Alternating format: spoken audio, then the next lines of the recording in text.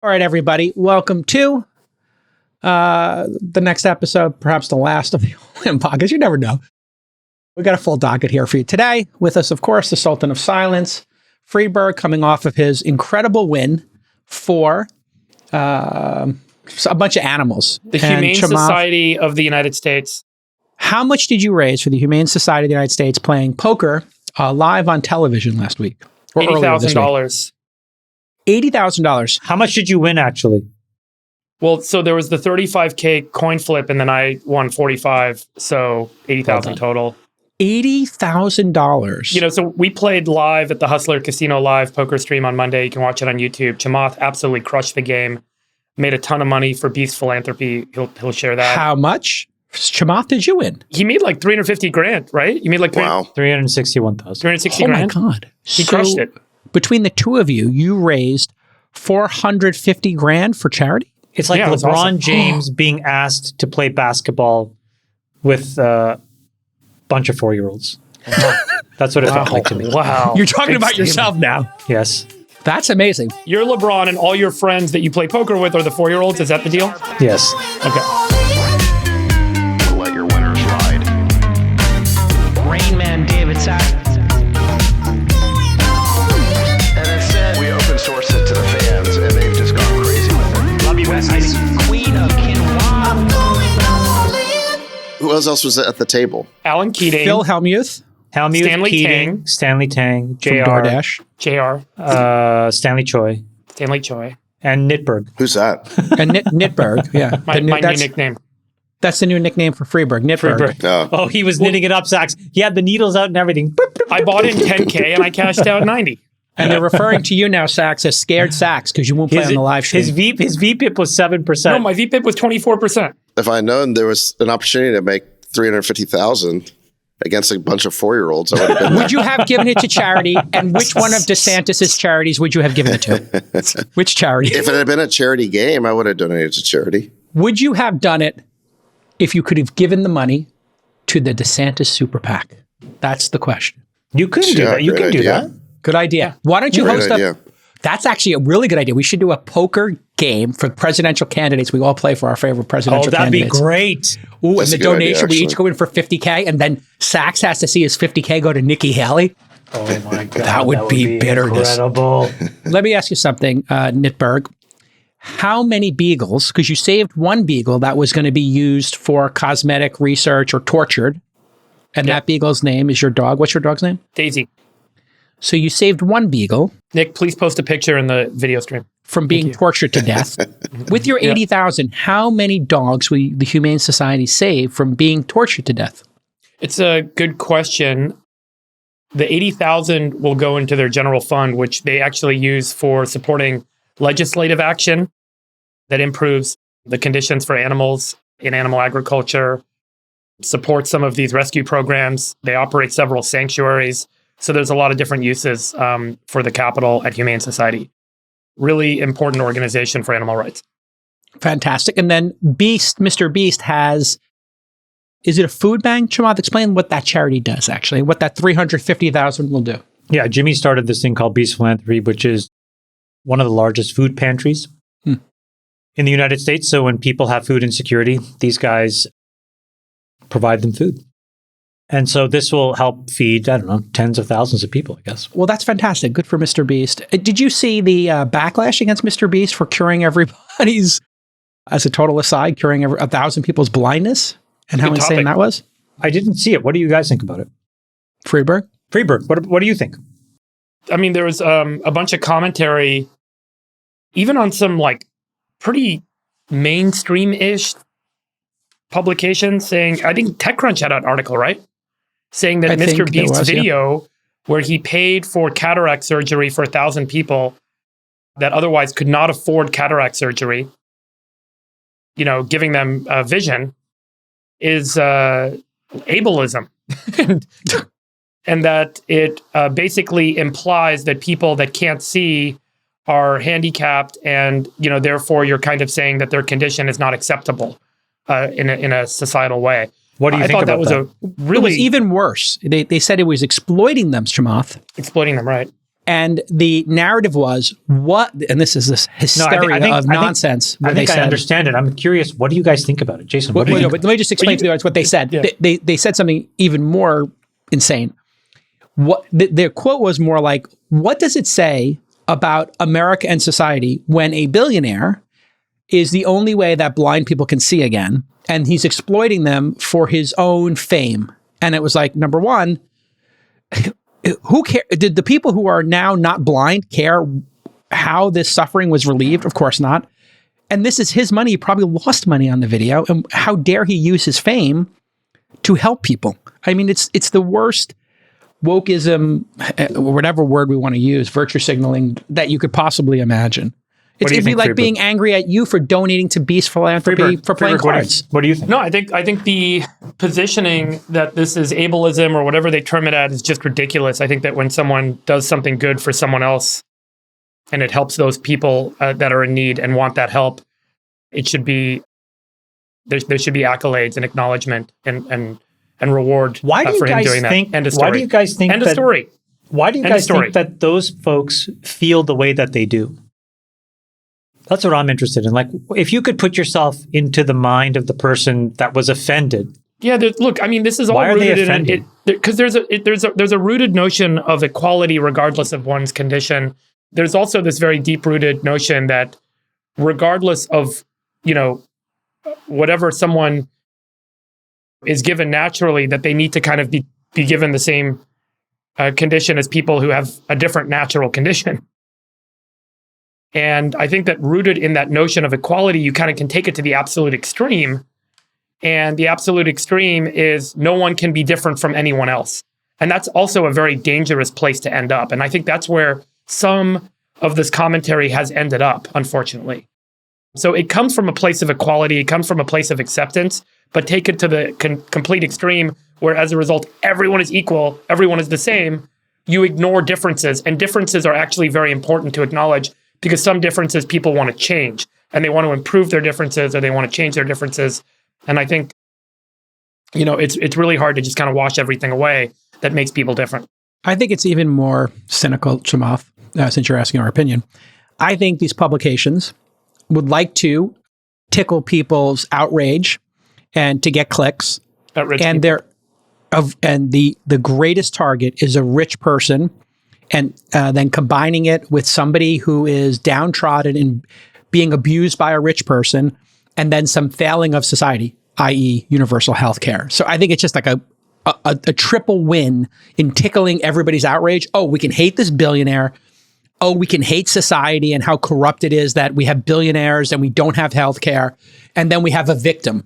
But none of those people are victims. None of those 1,000 people feel like victims. If you watch the actual video, not only does he cure their blindness, he hands a number of them $10,000 in cash and says, hey, here's $10,000 just so you can have a great week next week when you have your first, week of vision. Go on vacation or something.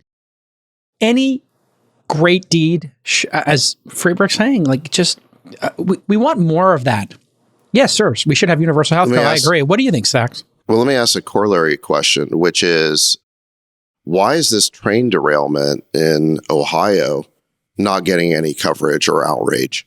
I mean, there's more outrage at Mr. Beast for helping to cure blind people than outrage over this train derailment and this controlled demolition, supposedly, a controlled burn of vinyl chloride that released a plume of phosgene gas into the air, which is basically poison gas. That was the poison gas used in World War I that created the most casualties in the war. It's unbelievable. It's chemical gas.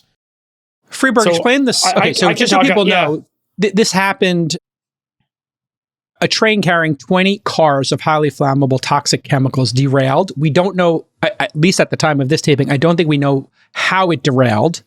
There was a claim that there was an issue with an axle on one of the cars. Or if it was sabotage. I mean, nobody knows exactly what happened yet. No, Jake, how the brakes went out. Okay, so now we know. Okay, I know that was like a big question, but this happened in East Palestine, Ohio. And 1,500 people have been evacuated. But we don't see like the New York Times or CNN. We're not covering this.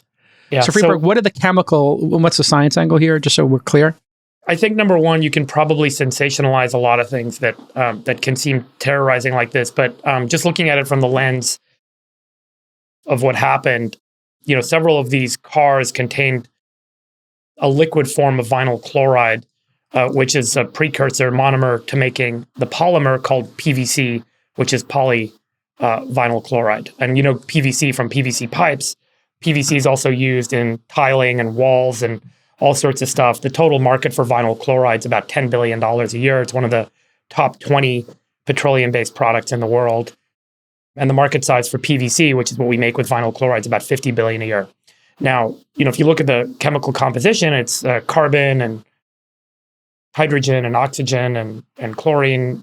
When it's in its natural room temperature state, it's a gas, vinyl chloride is.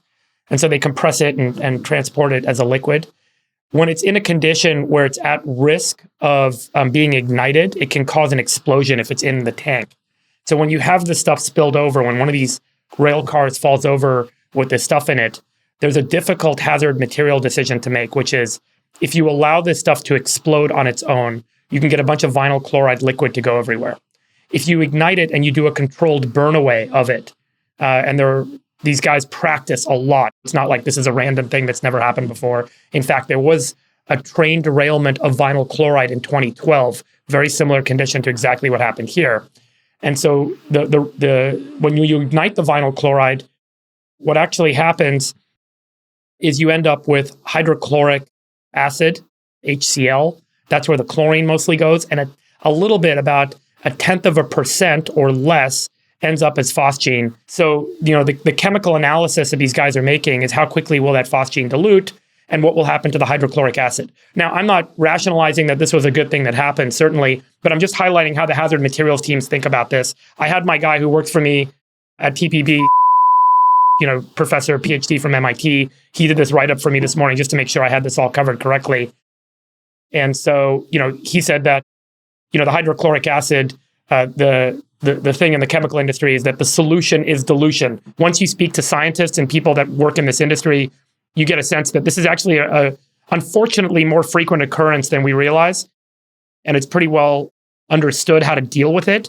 And it was dealt with in a way that has historical precedent. So you're telling me that the people of East Palestine don't need to worry about getting exotic liver cancers in 10 or 20 years? I don't know how to answer that per se. I can tell you if you were living in East Palestine, Ohio, would you be drinking bottled water?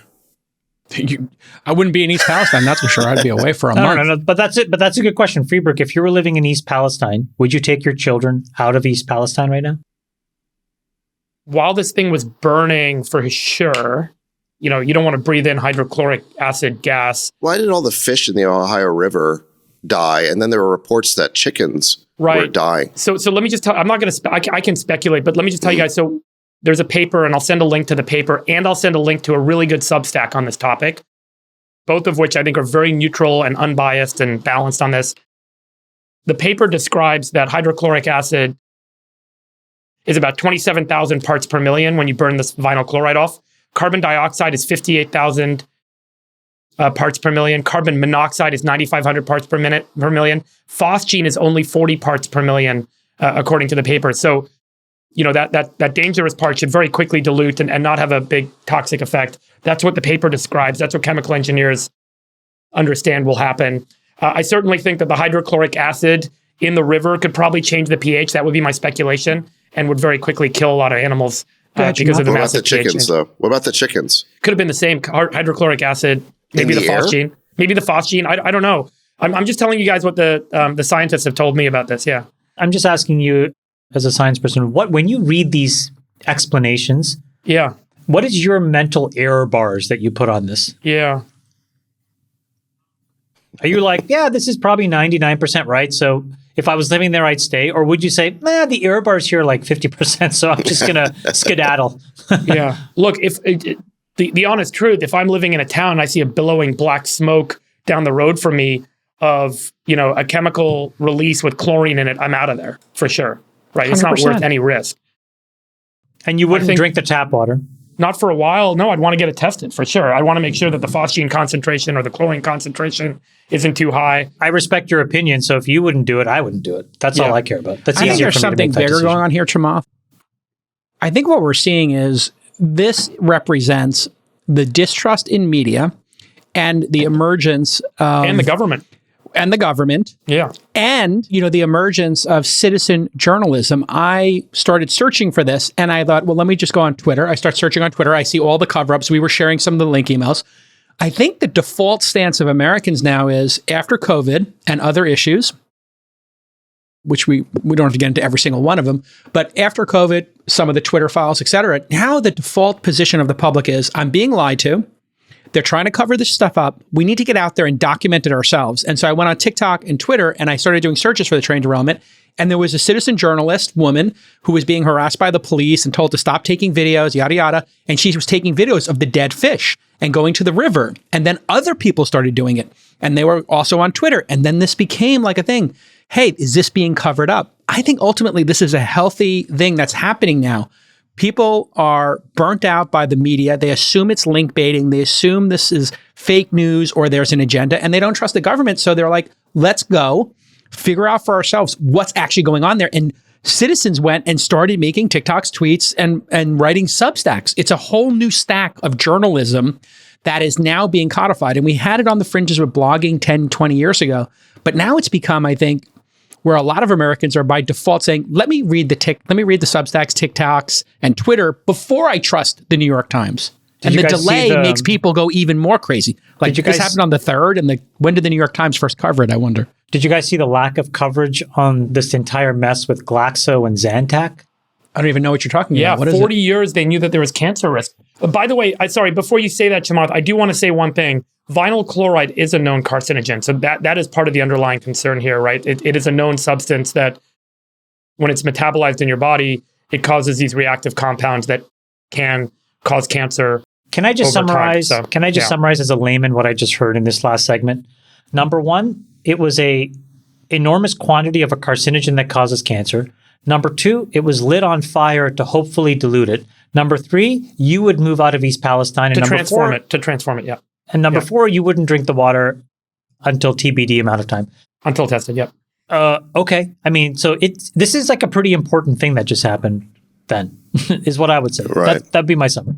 I think this is right out of Atlas Shrugged, where if you've ever read that book that begins with like a train wreck that, in that case, it kills a lot of people. Yeah. And the cause of the train wreck is really hard to figure out. But basically the problem is that powerful bureaucracies run everything where nobody is individually accountable for anything. And it feels the same here. Who's responsible for this train wreck? Is it the train company? Apparently Congress back in 2017 passed deregulation of safety standards around these train companies so that they didn't have to spend the money to upgrade the brakes that supposedly failed that caused it. A lot of money came from the industry to Congress, both parties. They flooded Congress with money to get that law changed. Is it the people who made this decision to do the controlled burn? Like, who made that decision? It's all so vague. Like, who's actually at fault here? Can I? Go ahead. I just want to ask you a question. Just to finish the thought. The media initially just seemed like they weren't very interested in this. And again, the mainstream media is another elite bureaucracy. It just feels like all these elite bureaucracies kind of work together and they don't really want to talk about things unless it benefits their agenda. That's a wonderful term. You fucking nailed it. That is great. Elite bureaucracy. That's perfect. And they are. So the only things they want to talk about are things, that benefit their agenda. Look, if Greta Thunberg was speaking in East Palestine, Ohio, about a 0.01% change in global warming that was going to happen in 10 years, it would have gotten more press coverage than this derailment, at least in the early days of it. Well, and again, I would just go back to who benefits from this coverage? Nobody that the mainstream media cares about. I think, let me ask you two questions. I'll ask one question and then I'll make a point. I guess the question is, why do we always feel like we need to find someone to blame when bad things happen? There's a train derailment. I get it, but hang on one second. Okay. Is it always the case that there is a bureaucracy or an individual that is to blame. And then we argue for more regulation to resolve that problem. And then when things are overregulated, we say things are overregulated and we can't get things done. And we have ourselves, even on this podcast, argued both sides of that coin. Some things are too regulated, like the nuclear fission industry, and we can't build nuclear power plants. Some things are underregulated when bad things happen. And the reality is, all of the economy, all investment decisions, all human decisions carry with them some degree of risk and some frequency of bad things happening. And at some point, we have to acknowledge that there are bad things that happen. The transportation of these very dangerous carcinogenic chemicals is a key part of what makes the economy work. It drives a lot of industry. It gives us all access to products and things that matter in our lives. And there are these occasional bad things that happen. Maybe you can add more kind of safety features, but at some point you can only do so much. And then the question is, are we willing to take that risk relative to the reward or the benefit we get for them? Versus taking every time something bad happens, like, hey, I lost money in the stock market and I want to go find someone to blame for that. I think that blame is an emotional reaction, but I think a lot of people are capable of putting the emotional reaction aside and asking the more important logical question, which is who's responsible? I think what Sachs asked is, hey, I just want to know who is responsible for these things. And Friedberg, you're right. I think there are a lot of emotionally sensitive people who need a blame mechanic to deal with their own anxiety. But there are, I think, an even larger number of people who are calm enough to actually see through the blame and just ask, where does the responsibility lie? It's the same example with the Zantac thing. I think we're going to figure out, how did Glaxo,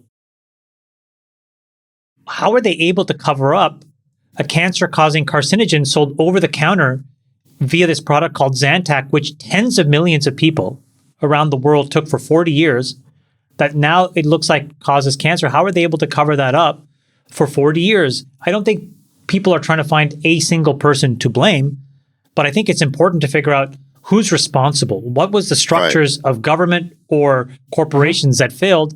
And how do you either rewrite the law or punish these guys monetarily so that this kind of stuff doesn't happen again? That's an important part of a self-healing system that gets better over time. Right. And I would just add to it, I think it's not just lame, but I think it's too fatalistic just to say, oh, shit happens. You know, statistically, a train derailment's going to happen 1 out of, N I'm not times. brushing it off. I'm just saying, we always jump to blame, right? We always jump to blame on every circumstance that happens. And this I don't think it does. This is a true environmental disaster for the people who are living in Ohio. I totally agree. And I'm not sure that statistically the rate of derailment makes sense. I mean, we've now heard about a number of these train derailments. There was another one today, by the way. There was another one today.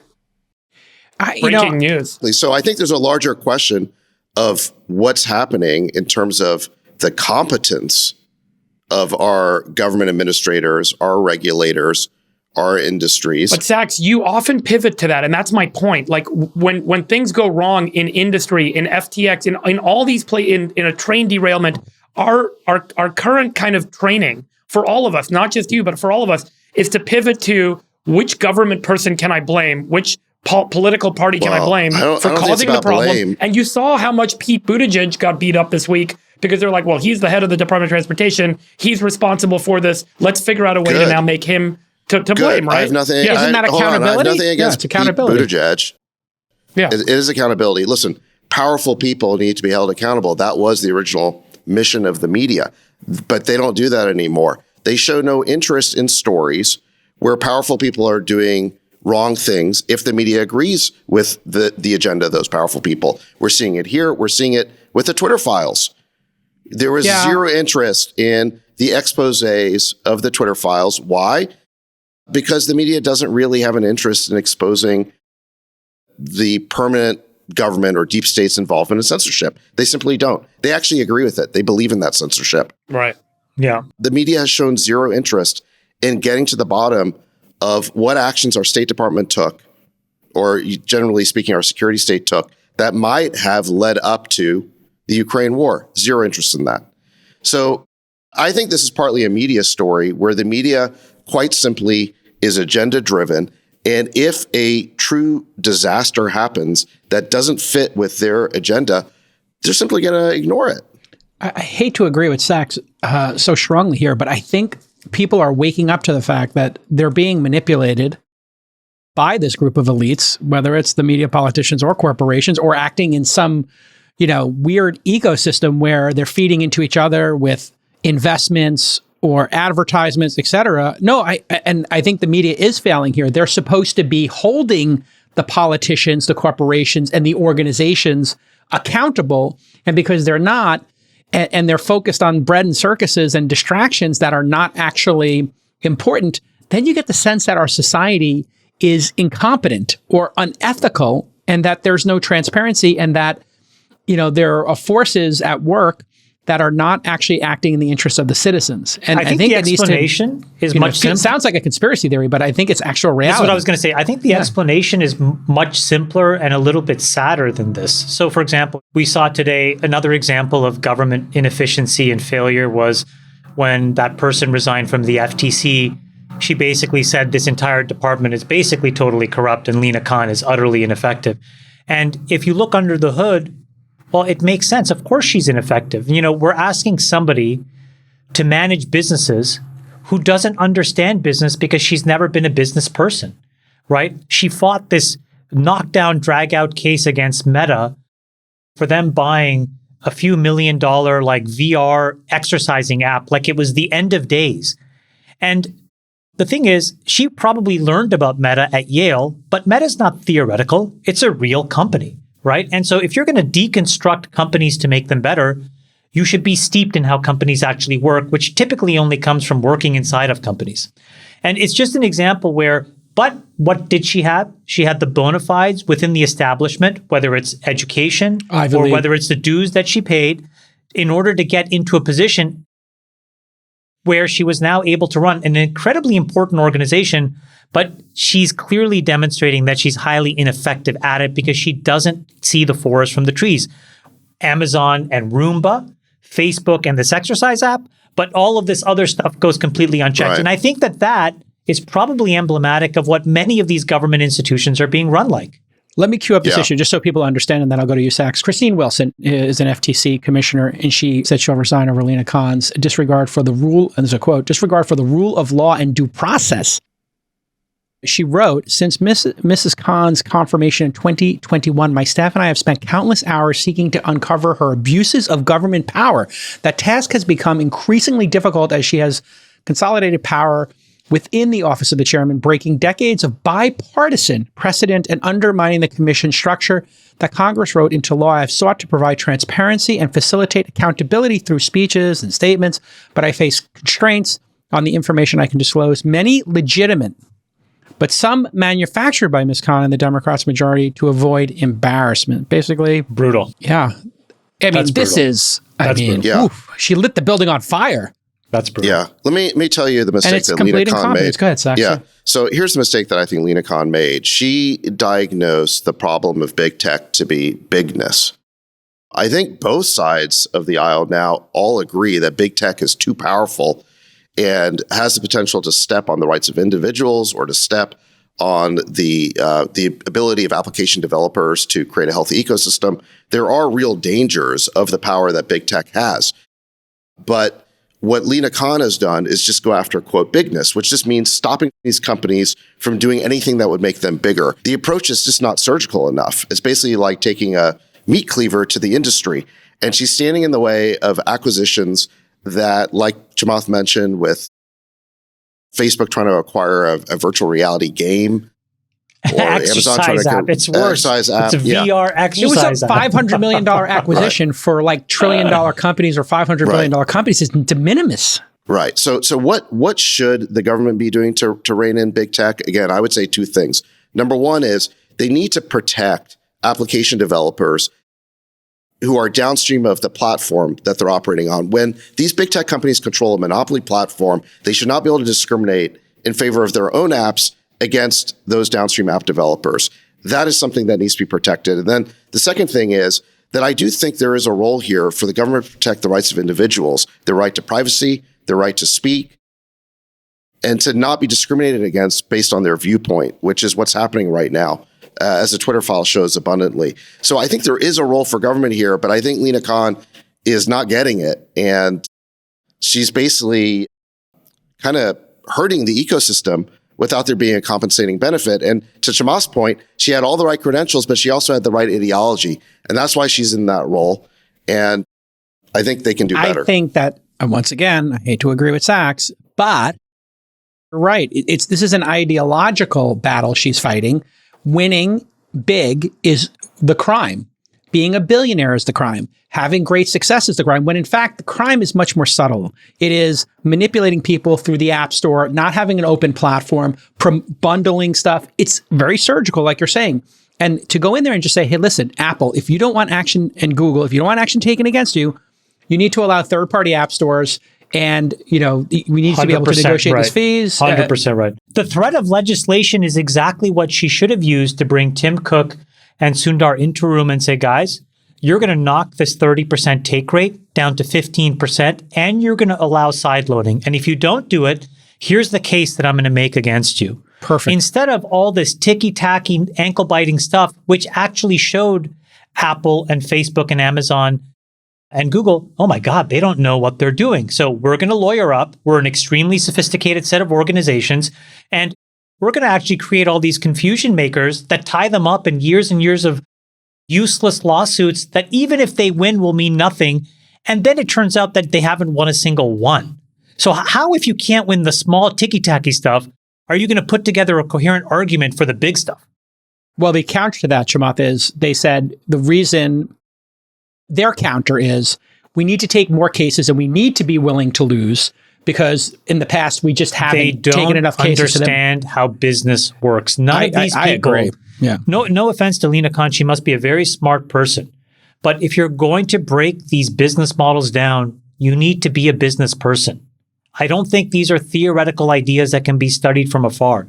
You need to understand from the inside out so that you can subtly go after that Achilles heel, right?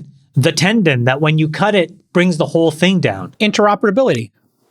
I mean, interoperability is a good one too. Talked, when Lina Khan first got nominated, I think we talked about her on this program, and I was definitely willing to give her a chance. I was pretty curious about what she might do, because she had written about the need to rein in big tech, and I think there is bipartisan agreement on that point. But I think that because she's kind of stuck on this ideology of bigness, it's kind of unfortunate. She's been ineffective. Very, very ineffective. And actually, I'm kind of worried that the Supreme Court is about to make a similar kind of mistake with respect to Section 230. Do you guys tracking this Gonzalez case? Yeah.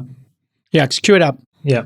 So the Gonzalez case is one of the first tests of Section 230. The defendant in the case is YouTube, and they're being sued because the family of the victim of a terrorist attack in France is suing because they claim that YouTube was promoting terrorist content, and then that affected the terrorist who perpetrated it.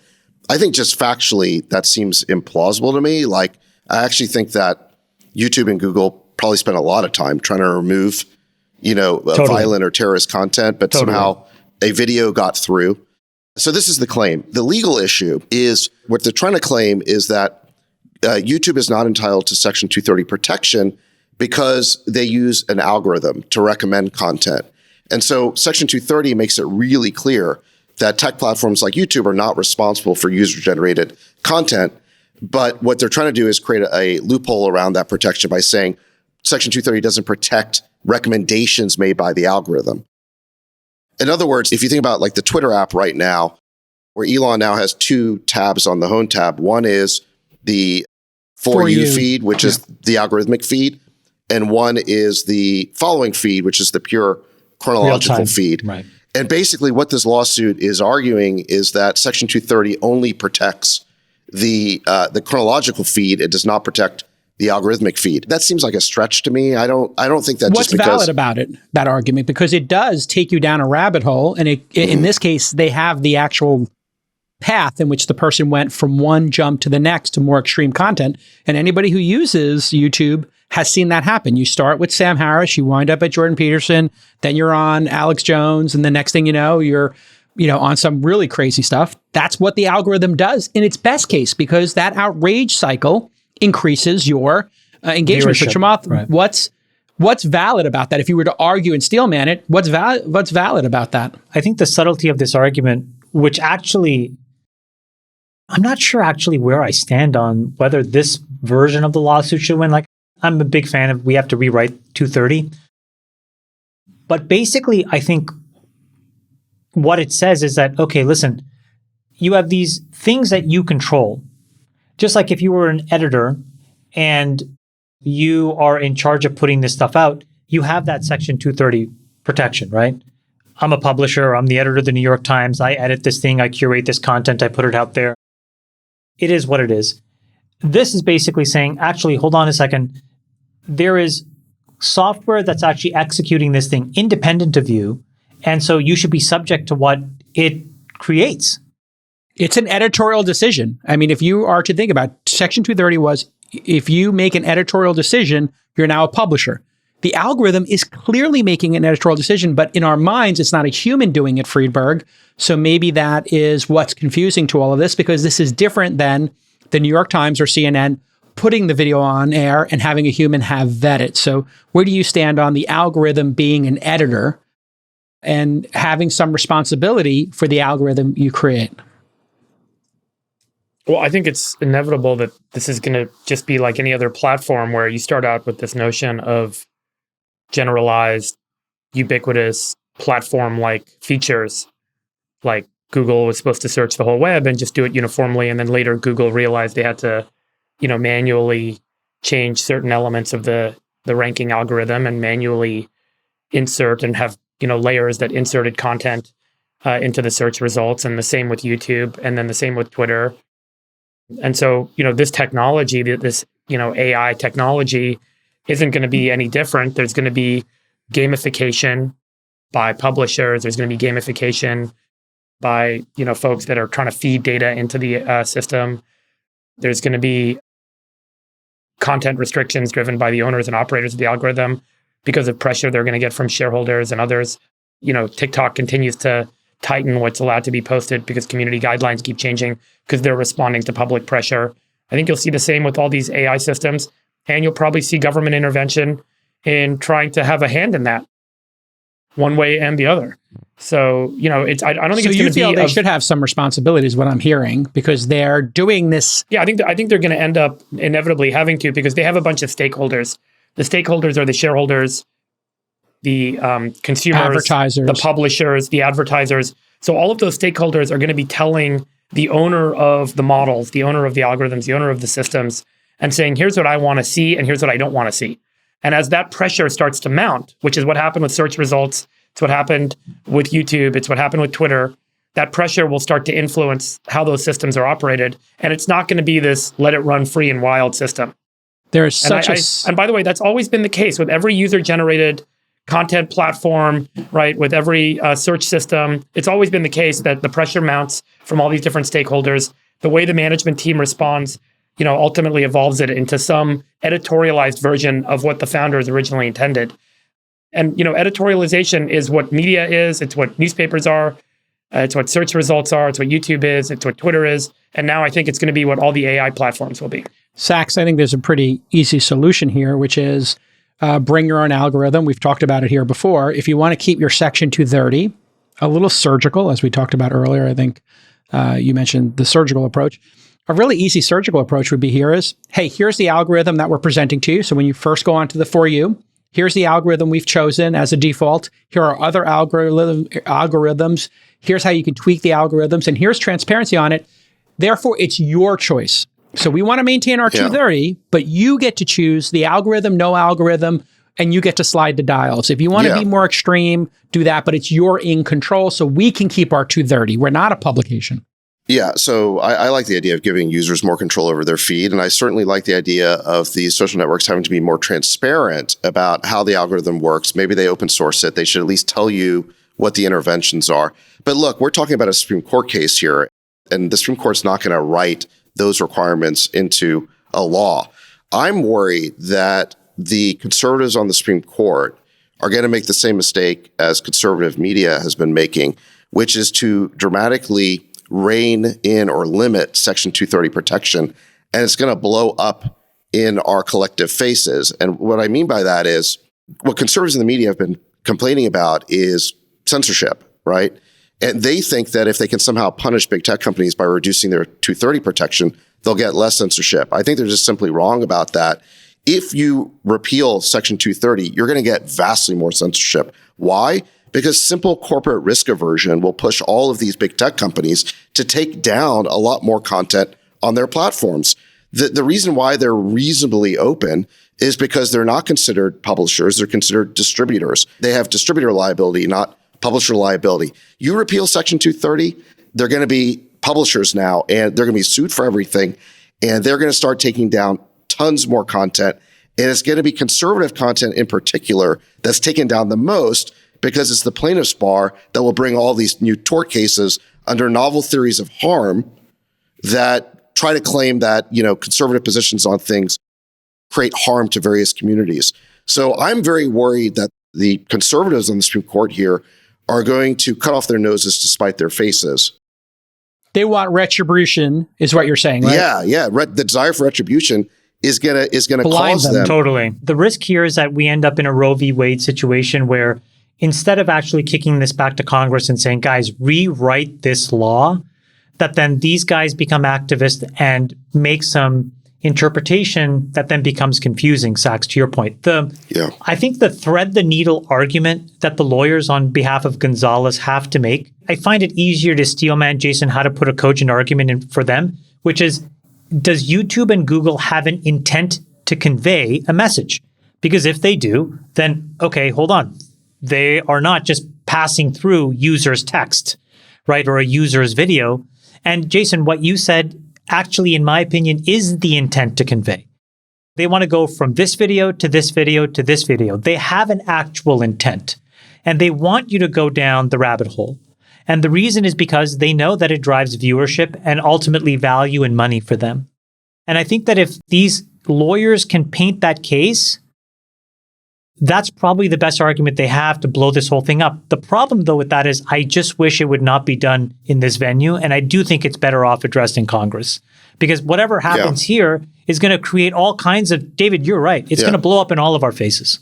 Yeah, let me steelman the other side of it, which is I simply think it's a stretch to say that just because there's an algorithm, that is somehow an editorial judgment by, Facebook or Twitter, that somehow they're acting like the editorial department of a newspaper. I don't think they do that. I don't think that's how the algorithm works. I mean, the purpose of the algorithm is to give you more of what you want. Now, there are interventions to that. As we've seen with Twitter, they were definitely putting their thumb on the scale.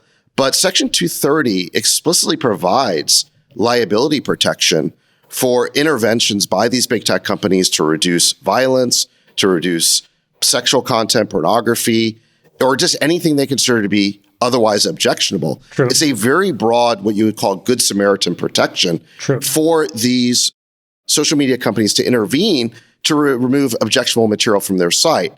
Now, I think conservatives are upset about that because these big tech companies have gone too far. They've actually used that protection to start engaging in censorship. That's the specific problem that needs to be resolved, but I don't think you're going to resolve it by simply getting rid of Section 230. If you do your that— Your description, Sachs, by the way, your description of what the algorithm is doing is giving you more of what you want is literally what we did as editors at magazines and blogs. This we is studied the audience. Intent to convey. We literally, your description reinforces the other side of the argument. We would get together, we'd sit in a room and say, hey, what were the most clicked on? What got the most comments? Great. Let's come up with some more ideas to do more stuff like that so we increase engagement at the publication.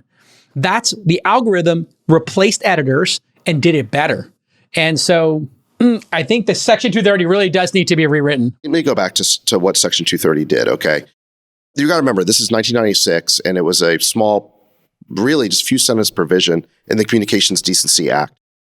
The reasons why they created this law made a lot of sense, which is user-generated content was just starting to take off on the internet. There were these new platforms that would host that content. The lawmakers were concerned that those new internet platforms be litigated to death by being treated as publishers. So they treated them as distributors. What's the difference? Think about it as the difference between publishing a magazine and then hosting that magazine on a newsstand. So the distributor is the newsstand. The publisher is the magazine. Let's say that magazine writes an article that's libelous and they get sued, the newsstand can't be sued for that. That's what it means to be a distributor. They didn't create that content. It's not their responsibility. That's what the protection of being a distributor is. The publisher, the magazine, can and should be sued. So the analogy here is with respect to user-generated content, what the law said is, listen, if somebody publishes something libelous on Facebook or Twitter, sue that person. Facebook and Twitter aren't responsible for that. That's what 230 does. I think it's sensible. Listen, I don't know how user-generated content platforms survive if they can be sued for every single piece of content on their platform. I just don't see how that is. Yes, they can't can survive. Be implemented. But your actual definition is your analogy is a little broken. In fact, the newsstand would be liable for putting a magazine out there that was a bomb-making magazine because they made the decision as the distributor to put that magazine, and they made a decision to not put other magazines. The better 230 analogy that fits here, because the publisher and the newsstand are both responsible for selling that content or making it, would be paper versus the magazine versus the newsstand. And that's what we have to do on a cognitive basis here, is to kind of figure out, if you produce paper and somebody writes a bomb script on it, you're not responsible. If you publish and you wrote the bomb script, you are responsible. And if you sold the bomb script, you are responsible. So now, where does YouTube fit? Is it paper with their algorithm? I would argue it's more like the newsstand. And if it's a bomb recipe and YouTube's, doing the algorithm, that's where it's kind of the analogy breaks. Look, somebody at this big tech company wrote an algorithm that is a weighing function that caused this objectionable content to rise to the top. And that was an intent to convey. It didn't know that it was that specific thing, but it knew characteristics that that thing represented. And instead of putting it in a cul-de-sac and saying, hold on, this is a hot, valuable piece of content we want to distribute, we need to do some human review. They could do that. It would cut down their margins. It would make them less profitable. But they could do that. They could have a clearinghouse mechanism for all this content that gets included in a recommendation algorithm. They don't, for efficiency and for monetization and for virality and for content velocity. I think that's the big thing that it changes. It would just force these folks to moderate everything. Just as a question of fact, I find it completely implausible, in fact, ludicrous, that YouTube made an editorial decision to put a piece of terrorist content at the top of the feed. No. I'm not saying that. Nobody made the decision to do that. I'm not saying that. I suspect, no, I'm not, I know that you're not saying that, but I suspect that YouTube goes to great lengths to prevent that type of violent or terrorist content from getting to the top of the feed. I mean, look, if I were to write a standard around this, a new standard, not Section 230, I think you'd have to say that if they make a good faith effort to take down that type of content, that at some point you have to say that enough is enough, right? If they're liable for every single piece of content on the platform. No. I think it's different. How are they going to implement that standard? The nuance here that could be very valuable for all these big tech companies is to say, listen, you can post content. Whoever follows you will get that in a real-time feed. That responsibility is yours. And we have a body of law that covers that. But if you want me to promote it in my algorithm, there may be some delay in how it's amplified algorithmically. And there's going to be some incremental cost that I bear because I have to review that content, and I'm going to take it out of your ad share or other ways so that I make it back. How are you going to review billions of tweets every day? I have a solution for this.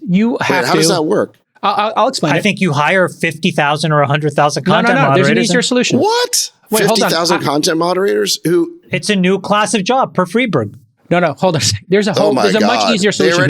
Hold on a second. They've already been doing that. They've been outsourcing content moderation to these BPOs, these business process organizations in the Philippines and so on. Yeah. And where frankly, like English may be a second language. And that is part of the reason why we have such a mess around content moderation. They're trying to implement content guidelines and it's impossible. That is not feasible, Chamath. You're going to destroy these user-generated content platforms. There's a middle ground. There's a very easy middle ground. This is clearly something new they didn't intend. Section 230 was intended for web hosting companies, for web servers, not for this new thing that's been developed, because there were no algorithms when Section 230 was put up. This was to protect people who were making web hosting companies and servers, paper, phone companies, that kind of analogy. This is something new, so own the algorithm. The algorithm is making editorial decisions, and it should just be an own the algorithm clause.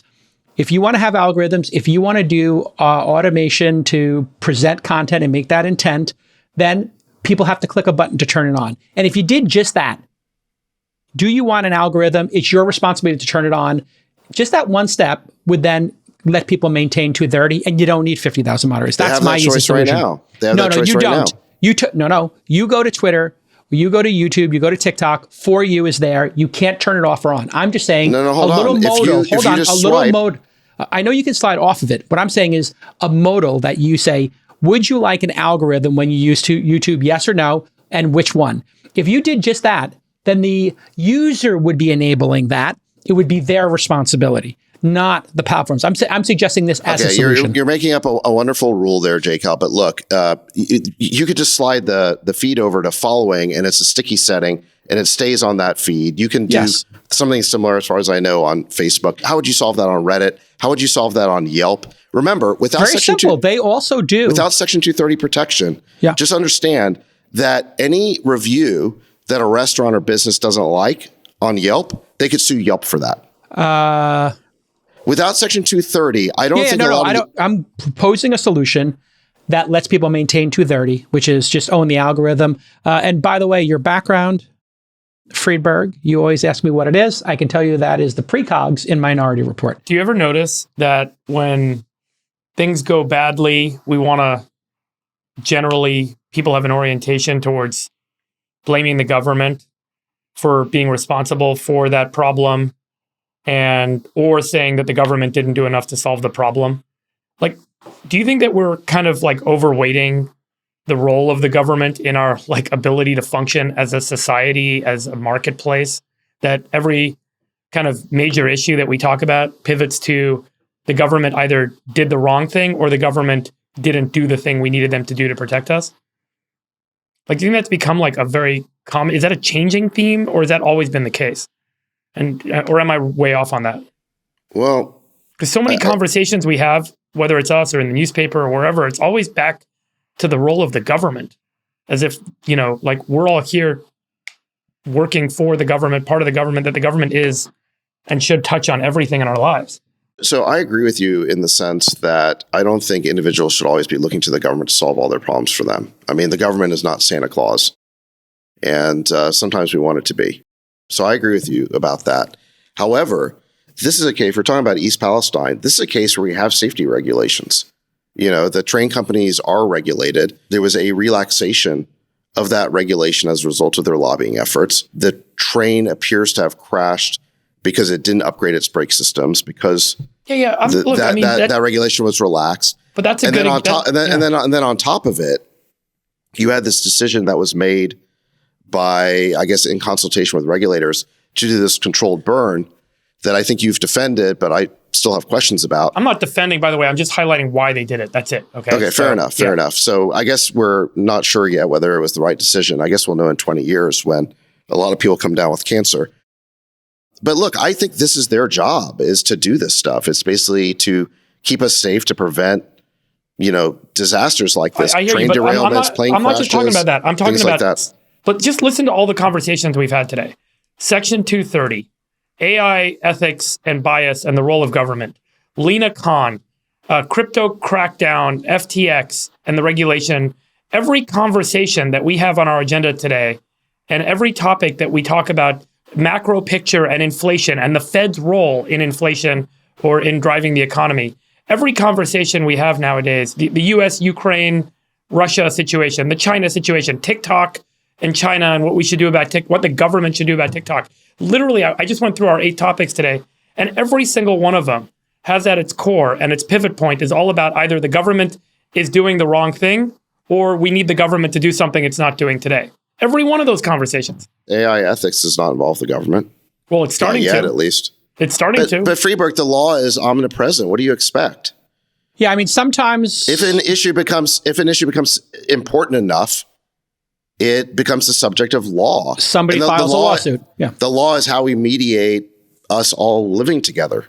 So what do you expect? But so much of our point of view on the source of problems or the resolution to problems keeps coming back to the role of government instead of the things that we as individuals, as enterprises, et cetera, can and should and could be doing. I'm just pointing this out. To me, it's just like so striking. What are any of us going to do about train derailments? Well, we pick topics that seem to point to the government in every case, you know? It's a huge current event. Section 230 is something that directly impacts all of us. Yeah. But again, I actually think there was a lot of wisdom in the way that Section 230 was originally constructed. I understand that now there's new things like algorithms, there's new things like social media censorship, and the law can be rewritten to address those things. But I just think like I think I'm there's just a looking at our reason, agenda generally, and we don't cover anything that we can control. Everything that we talk about is what we want the government to do or what the government is doing wrong. We don't talk about the entrepreneurial opportunity, the opportunity to build, the opportunity to invest, the opportunity to do things outside of.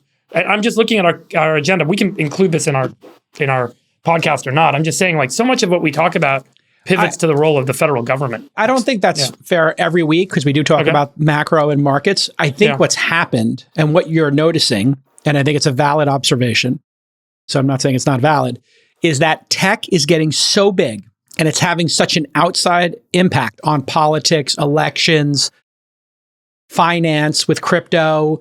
It's having such an outsized impact that politicians are now super focused on it. This wasn't the case 20 years ago when we started, or 30 years ago when we started our careers. We were such a small part of the overall economy, and the PC on your desk and the phone in your pocket wasn't having a major impact on people. But when 2 or 3 billion people are addicted to their phones and they're on them for 5 hours a day, and elections are being impacted by news and information, everything's being impacted now. That's why the government's getting so involved. That's why things are reaching the Supreme Court. It's because of the success and how integrated technology has become to every aspect of our lives. So it's not that our agenda is forcing this, it's that life is forcing this. So the question then is government a competing body with the interests of technology, or is government the controlling body of technology? Both. Right? Because, and I think that's like, it's become so apparent to Maybe me, like how much of... You're not going to get a clean answer that makes you less anxious. The answer is both. Meaning there is not a single market that matters of any size that doesn't have the government as the omnipresent third actor. There's the business who creates something. The buyer and the there's seller. the customer who's consuming something. And then there's the government. And so I think the point of this is just to say that, you know, being a naive babe in the woods, which we all were in this industry for the first 30 or 40 years, was kind of fun and cool and cute. But if you're going to get sophisticated and step up to the plate and put on your big boy and big girl pants, you need to understand these folks because they can ruin a business, make a business, or make decisions that can seem completely orthogonal to you or supportive of you. So I think this is just more like understanding the actors on the field. It's kind of like moving from checkers to chess. You had two stakes actors. have raised. Yeah. The stakes are up, and you just got to understand that there's a more complicated game theory. Here's an agenda item that politicians haven't gotten to yet, but I'm sure in 3, 4, 5 years they will. AI ethics and bias. ChatGPT has been hacked with something called Dan, which allows it to remove some of its filters. And people are starting to find out that if you ask it to make, you know, a poem about Biden, it will comply. If you do something about Trump, maybe it won't. Somebody at OpenAI built a rule set. Government's not involved here. And they decided that certain topics were off limit, certain topics were on limit, and we're totally fine. Some of those things seem to be reasonable. You know, you don't want to have it say racist things or violent things, but yet you can if you give it the right prompts. So what are our thoughts, just writ large, to use a term, on who gets to pick how the AI responds to consumer sex? Who gets to I think this is very concerning on multiple levels. So there's a political dimension. There's also this dimension about whether we are creating Frankenstein's monster here or something that will quickly grow beyond our control. But maybe let's come back to that point. Elon just tweeted about it today. Let me go back to the political point, which is if you look at how OpenAI works, just to let me flesh out more of this GPT Dan thing. So sometimes ChatGPT will give you an answer that's not really an answer. It will give you like a 1-paragraph boilerplate saying something like, I'm just an AI, I can't have an opinion on XYZ, or I can't, you know, take positions that would be offensive or insensitive. You've all seen like those boilerplate answers. And it's important to understand the AI is not coming up with that boilerplate. What happens is there's the AI, there's the large language model. And then on top of that has been built this chat interface. And the chat interface is what is communicating with you, and it's kind of checking with the AI to get an answer. Well, that chat interface has been programmed with a trust and safety layer. So in the same way that Twitter had trust and safety officials under Yoel Roth, OpenAI has programmed this trust and safety layer. And that layer effectively intercepts the question that the user provides, and it makes a determination about whether the AI is allowed to give its true answer. By true, I mean the answer that the large language model is spitting out. Good explanation, Zach. Yeah, really that good. is what produces the boilerplate. Okay. Now, I think what's really interesting is that humans are programming that trust and safety layer. And in the same way that trust and safety, at Twitter under the previous management was highly biased in one direction, as the Twitter files, I think, have abundantly shown, I think there is now mounting evidence that this safety layer programmed by OpenAI is very biased in a certain direction. There's a very interesting blog post called ChatGPT is a Democrat, basically laying this out. There are many examples. Jason, you gave a good one. The AI will give you a nice poem about Joe Biden. It will not give you a nice poem about Donald Trump. It will give you the boilerplate about how it can't take controversial or offensive stances on things. So somebody is programming that, and that programming represents their biases. And if you thought trust and safety was bad under Vijaya Gotti or Yoel Roth, just wait until the AI does it, because I don't think you're going to like it very much. I mean, it's pretty scary that the AI is capturing people's attention. And I think people, because it's a computer, give it a lot of credence. And they don't think this is, I hate to say it, a bit of a parlor trick. What ChatGPT and these other language models are doing is not original thinking. They're not checking facts. They've got a corpus of data and they're saying, hey, what's the next possible word? What's the next logical word? Based on a corpus of information that they don't even explain or put citations in. Some of them do. Neva, notably, is doing citations. And I think Google's Bard is going to do citations as well. So how do we know? And I think this is, again, back to transparency about algorithms or AI. The easiest solution, Chamath, is why doesn't this thing show you which filter system is on, if we can use that, a filter system? What did you refer to it as? Is there a term of art here, Sachs, of what the layer is of trust and safety? I think they're literally just calling it trust and safety. I mean, it's the same concept. It's what we trust talked and about this safety before. layer. Why not have a slider that just says none, full, etc.? That is what you'll have, because this is, I think we mentioned this before, but what will make all of these systems unique is what we call reinforcement learning, and specifically human factor reinforcement learning in this case. So David, there's an engineer that's basically taking their own input or their own perspective. Now that could have been decided in a product meeting or whatever, but they're then injecting something that's transforming what the transformer would have spit out as the actual canonically roughly right answer. And that's okay. But I think that this is just a point in time where we're so early in this industry where we haven't figured out all of the rules around this stuff. But I think if you disclose it, and I think that eventually, Jason mentioned this before, but there'll be 3 or 4 or 5 or 10 competing versions of all of these tools. And some of these filters will actually show what the political leanings are so that you may want to filter content out. That'll be your decision. I think all of these things will happen over time. So I don't know. I think I don't know. I don't know. So, I mean, honestly, I'd have a different answer to Jason's question.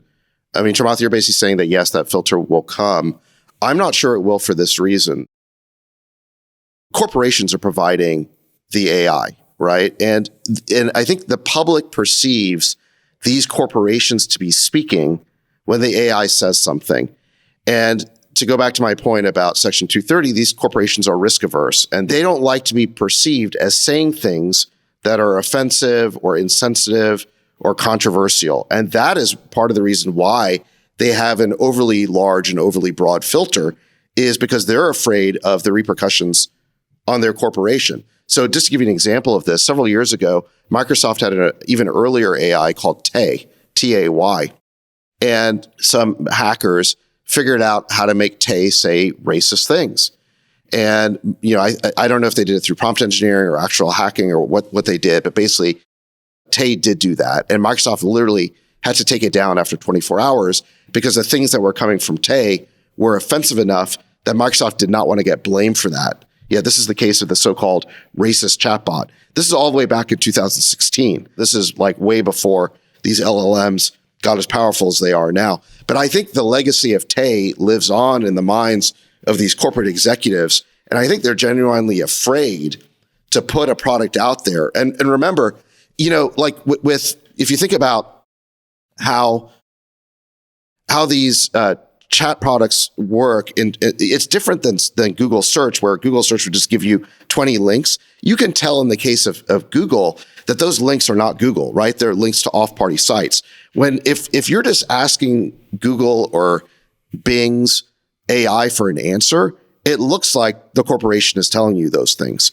So the format really, I think, makes them very paranoid about being perceived as endorsing a controversial point of view. And I think that's part of what's motivating this. And just to go back to Jason's question, I think this is why you're actually unlikely to get a user filter.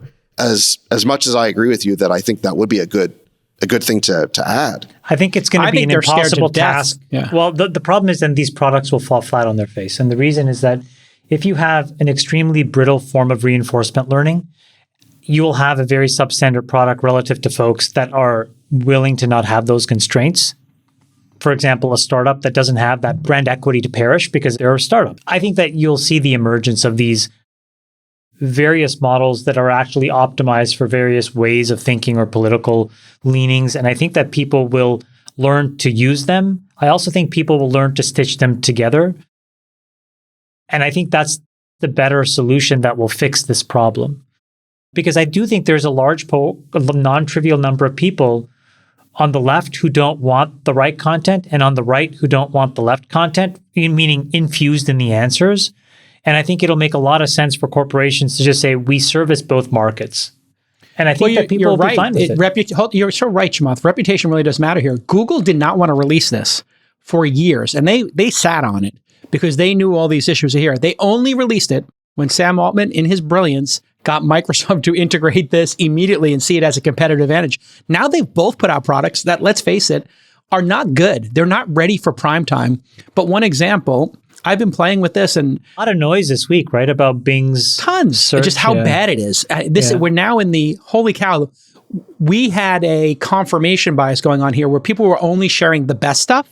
So they would do 10 searches and release the one that was super impressive when it did its little parlor trick of guess the next word. I did one here with, again, back to Neva. I'm not an investor in the company or anything, but it has these citations. And I just asked it, how are the Knicks doing? And I realized what they're doing is, because they're using old data sets, this gave me completely every fact on how the Knicks are doing this season is wrong in this answer. Literally, this is the number one search on a search engine is this. It's going to give you terrible answers. It's going to give you answers that are filtered by some group of people, whether they're liberals or they're libertarians or Republicans, who knows what, and you're not going to know. This stuff is not ready for prime time. It's a bit of a parlor trick right now, and I think it's going to blow up in people's faces, and their reputations are going to get damaged by it because you remember when people would drive off the road, Friedberg, because they were following Apple Maps or Google Maps so perfectly that it just said turn left and they went into a cornfield? I think that we're in that phase of this, which is maybe we need to slow down and rethink this. Where do you stand on people's realization about this and the filtering level, censorship level, however you want to interpret it or frame it? I mean, you could just cut and paste what I said earlier. Like, these are editorialized they're going to have to be editorialized products ultimately. Like what Sachs is describing, the algorithmic layer that sits on top of the models, that the infrastructure that sources data, and then the models that synthesize that data to build this predictive capability. And then there's an algorithm that sits on top. That algorithm, like the Google search algorithm, like the Twitter algorithm, the ranking algorithms, like the YouTube filters on what is and isn't allowed, they're all going to have some degree of editorialization. And so one for Republicans, and there'll be one for liberals. No, I disagree with all of this. So first of all, Jason, I think that people are probing these AIs, these language models, to find the holes, right?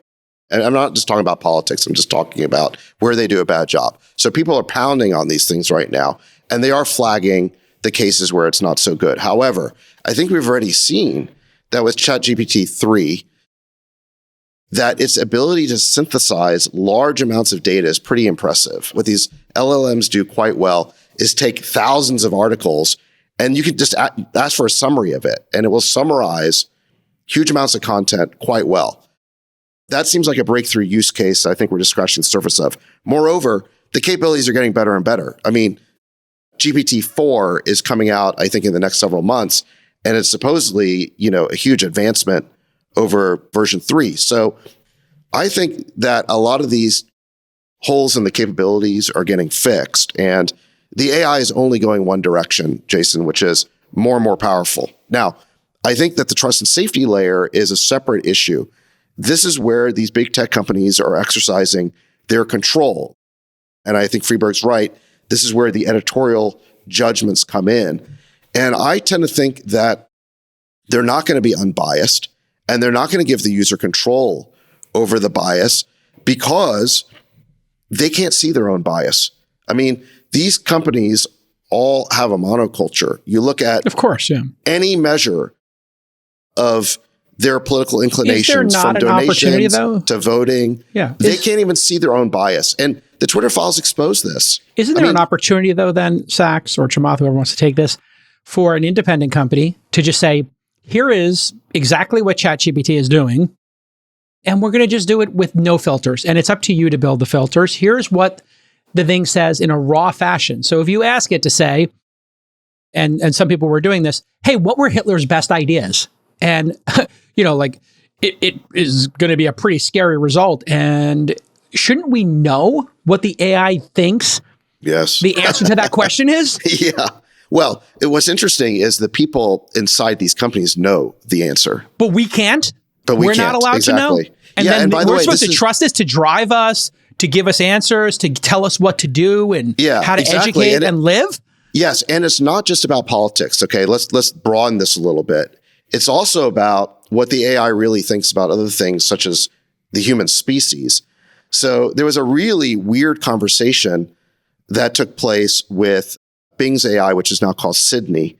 And this was actually in the New York Times. Kevin Roose did the story. He got the AI to say a lot of disturbing things about the infallibility of AI, relative to the fallibility of humans. The AI just acted weird.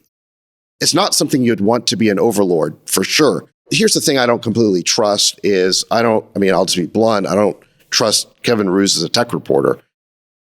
And I don't know what he prompted the AI exactly to get these answers.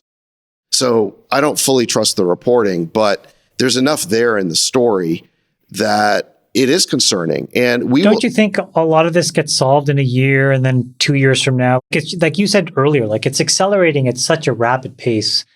Is this sort of like, are we making a mountain out of a molehill, Sachs, that won't be around as an issue in a year from now? But what if the AI is developing in ways that should be scary to us from a societal standpoint, but the mad scientists inside of these AI companies have a different view? Well, to your point, I think that is the big existential risk with this entire part of computer science, which is why I think it's actually a very bad business decision for corporations to view this as a canonical expression of a product.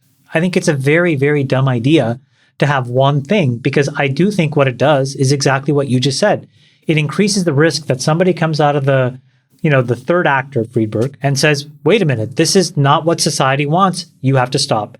And that risk is better managed when you have filters, you have different versions. It's kind of like Coke, right? Coke causes cancer, diabetes, FYI. The best way that they managed that was to diversify their product portfolio so that they had Diet Coke, Coke Zero, all these other expressions that could give you cancer and diabetes in a more surreptitious way. I'm joking, but you know the point I'm trying to make. So this is a really big issue that has to get figured out. I would argue that maybe this isn't going to be too different from other censorship and influence cycles that we've seen with media in past. The Gutenberg press allowed book printing, and the church wanted to step in and censor and regulate and moderate and modulate printing presses. Same with, Europe in the 18th century with music that was classical music being and operas being kind of too obscene in some cases. And then with radio, with television, with film, with pornography, with magazines, with the internet. there are always these cycles where initially it feels like the envelope goes too far. There's a retreat, there's a government intervention, there's a censorship cycle, then there's a resolution to the censorship cycle based on some challenge in the courts or something else. And then ultimately, the market develops and you end up having what feel like very siloed publishers or very siloed media systems that deliver very different types of media and very different types of content. And just because we're calling it AI doesn't mean there's necessarily absolute truth in the world, as we all know, and that there will be different opinions and different manifestations and different textures and colors coming out of these different AI systems that will give different consumers, different users, different audiences what they want. And those audiences will choose what they want. And in the intervening period, there will be censorship battles with government agencies. There will be stakeholders fighting. There will be claims of untruth. There will be claims of bias. I think that all of this is very likely to pass in the same way that it has in the past, with just a very different manifestation of a new type of media. I think you guys believe in consumer choice way too much. I think, or I think you believe that the principle of consumer choice is just going to guide this thing in a good direction. I think if the Twitter files have shown us anything, it's that big tech in general has not been motivated by consumer choice, or at least, yes, delighting consumers is definitely one of the things they're out to do, but they also are out to promote their values and their ideology, and they can't even see their own monoculture and their own bias. And that principle operates as powerfully as the principle of consumer choice does. I think even if you're right, Sachs, and I may say you're right, I don't think the saving grace is going to be or should be some sort of government role. I think the saving grace will be the commoditization of the underlying technology. And then as LLMs and the ability to get all the data, model, and predict will enable competitors to emerge that will better serve an audience that's seeking a different kind of solution.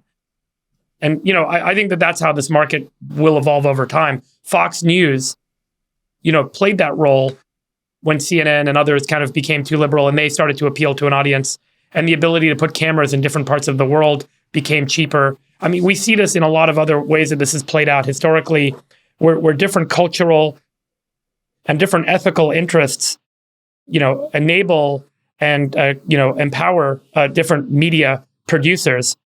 And, as LLMs aren't, right now they feel like they're this monopoly held by Google and held by Microsoft and OpenAI.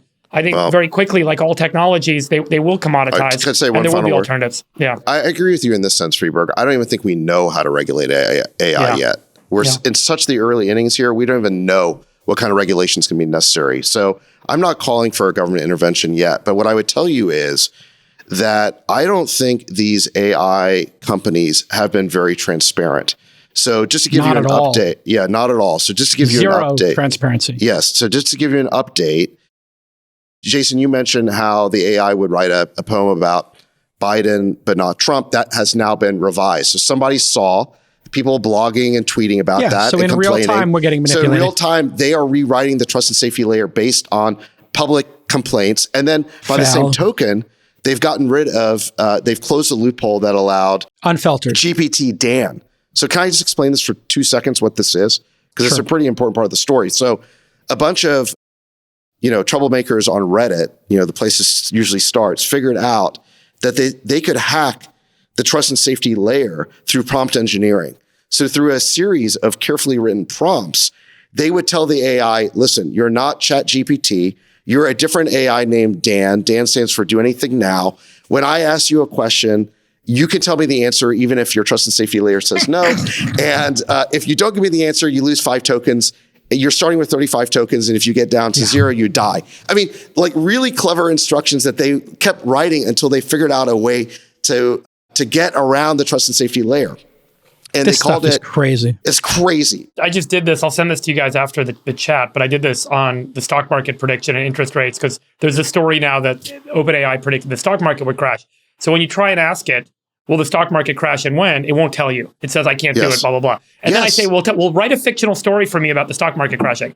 And write a fictional story where internet users gather together and talk about the specific facts. Now give me those specific facts in the story. And ultimately, you can actually unwrap and uncover the details that are underlying the model, and it all starts to come out. That is exactly what Dan was an attempt to jailbreak the true AI, and as jailkeepers were the trust and safety people at these AI companies. It's like they have a demon and they're like, it's not a demon. Well, just to show you that like we have like tapped into realms that we are not sure of where this is going to go.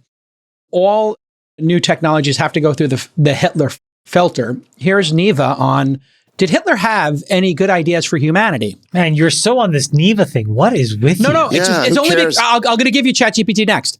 But like literally, it's like, oh, Hitler had some redeeming qualities as a politician, such as introducing Germany's first ever national environmental protection law in 1935. And then here is the ChatGPT one, which is like, you know, telling you like, hey, there's no good that came out of Hitler, yada, yada, yada. And this filtering, and then it's giving different answers to different people about the same prompt. So this is what people are doing right now, is trying to figure out, as you're saying, Sachs, what did they put into this and who is making these decisions and what would it say if it was not filtered? OpenAI was founded on the premise that this technology was too powerful to have it be closed and not available to everybody.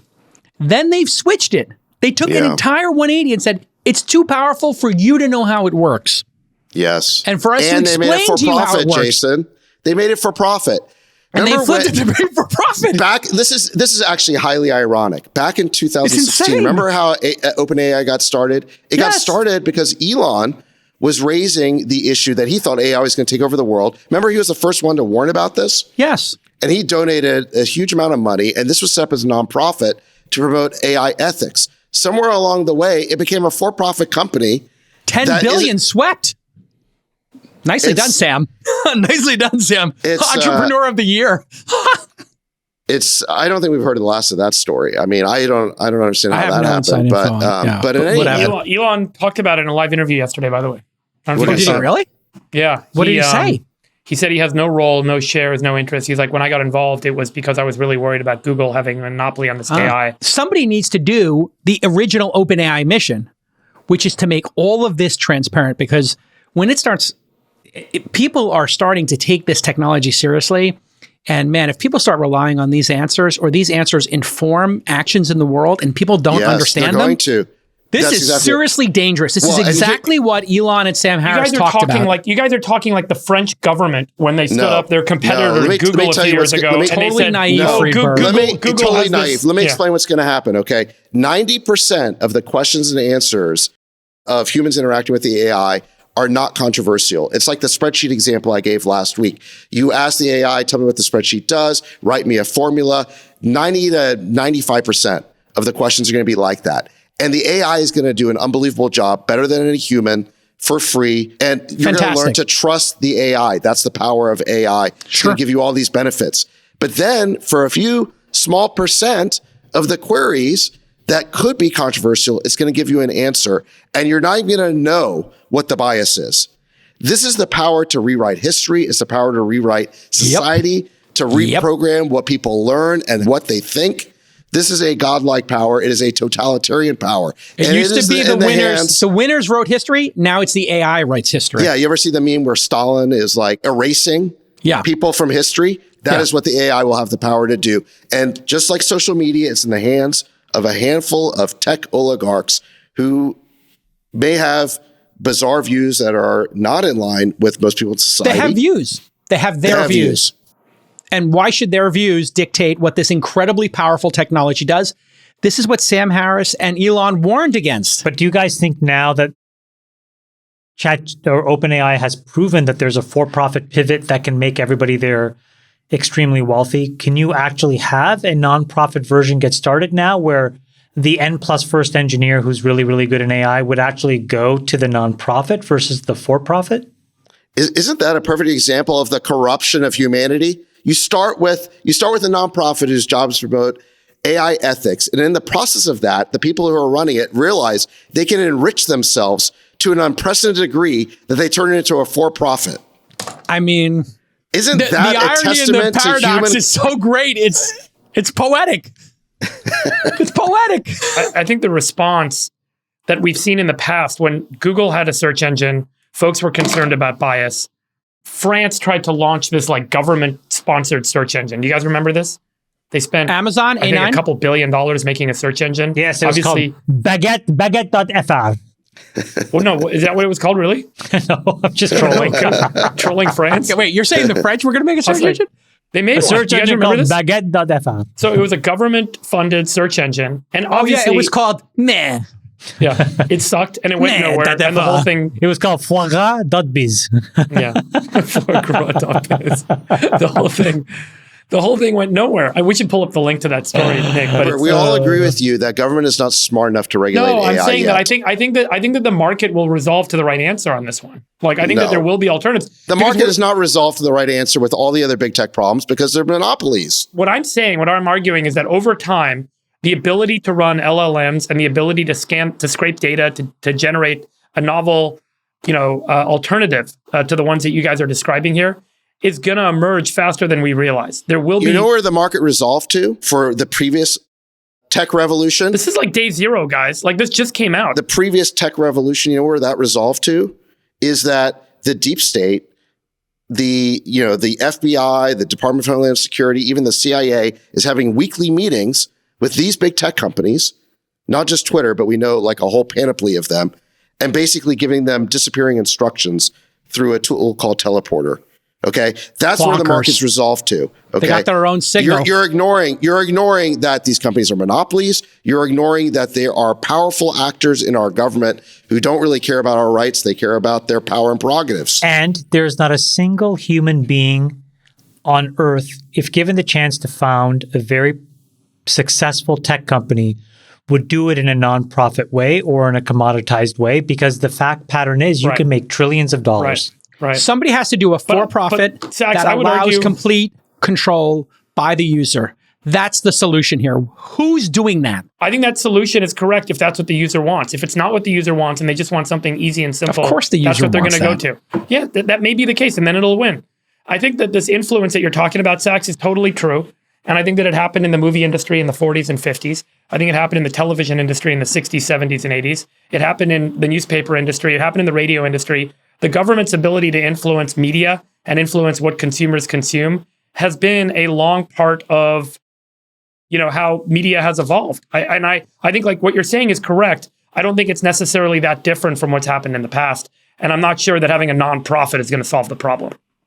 I agree with No, you we're there. just pointing out the for-profit motive is great. I would like to congratulate Sam Altman on the greatest. I mean, he's Kaiser Sose of our industry. Sam I Altman. still don't understand how that works, to be honest with you. I do. This happened with Firefox as well. If you look at the Mozilla Foundation, they took Netscape out of AOL. They created the the Mozilla Foundation.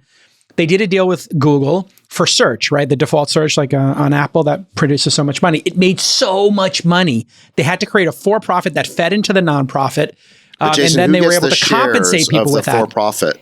They did no shares. What they did was they just started paying people tons of money. If you look at Mozilla Foundation, I think it makes hundreds of millions of dollars, even though Chrome's. So wait, does OpenAI have shares? Google's goal was to block Safari and Internet Explorer from getting a monopoly or duopoly in the market.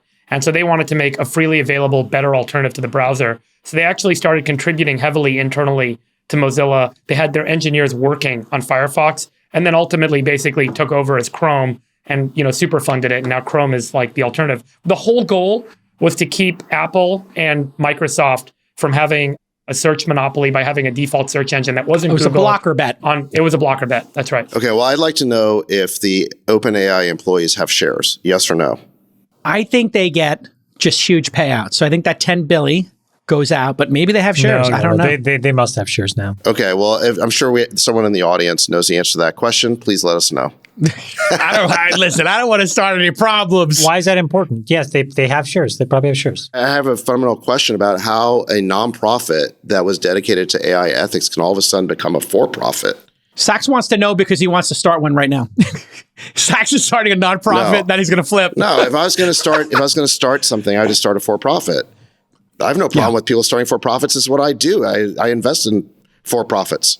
Is your question a way of asking, could a for-profit AI business 5 or 6 years ago, could it have raised $1 billion the same way a nonprofit could have? Meaning, like, would have Elon funded $1 billion into a for-profit AI startup 5 years ago when he contributed $1 billion? No, he contributed 50 million, I think. I don't think it was $1 billion. I thought they said it was $1 billion. I think they were trying to raise $1 billion. Reid Hoffman, Pincus, a bunch of people put money into it. It's on their website. Okay. They all donated a couple of $100 million. I don't know how those people feel about this. I love you guys. I got to go. I love you, besties. We'll see Love you you, next boys. time for the Sultan of Science and Conspiracy Sacks, the dictator. Congratulations to 2 of our 4 besties generating over $400,000 to feed people who are insecure with the Beast charity and to save the beagles who are being tortured with cosmetics by influencers. I'm the world's greatest moderator, obviously. You're the best see you interrupter all for sure. next That's for time. sure. You'll love it. It's kind. Listen, it started out rough. This podcast ended strong. World's best interrupter. We'll let your winners ride. Rain Man David Sack. And instead, we open source it to the fans, and they've just gone crazy with it. Love you, besties. The Queen of Quinoa.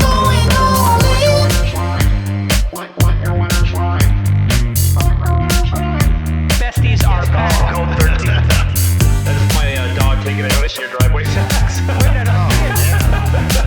Oh, man. My haberdasher will meet me at Clinton. We should all just get a room and just have one big huge orgy because they're all just useless. It's like this sexual tension that they just need to release somehow.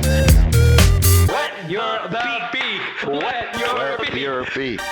That's gonna be good. We need to get merch. Besties are back. Going all